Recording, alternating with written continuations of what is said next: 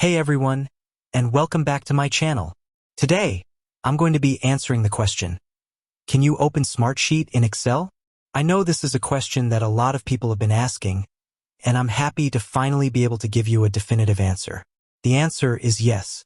You can open Smartsheet in Excel using the Smartsheet connector for Excel.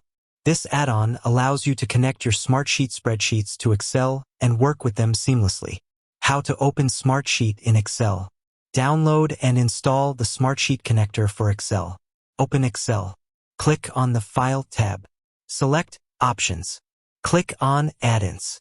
Select Manage Add-ins, and then click on Go. Check the box next to Smartsheet connector for Excel. Click on OK. Once the Smartsheet connector for Excel is installed, you can open any Smartsheet spreadsheet in Excel by clicking on the File tab and selecting Open. Benefits of using the Smartsheet connector for Excel. There are a number of benefits to using the Smartsheet connector for Excel. Seamless integration. You can work with your Smartsheet spreadsheets in Excel without having to switch between applications. Real-time data. Any changes you make in Excel will be reflected in Smartsheet. Powerful features.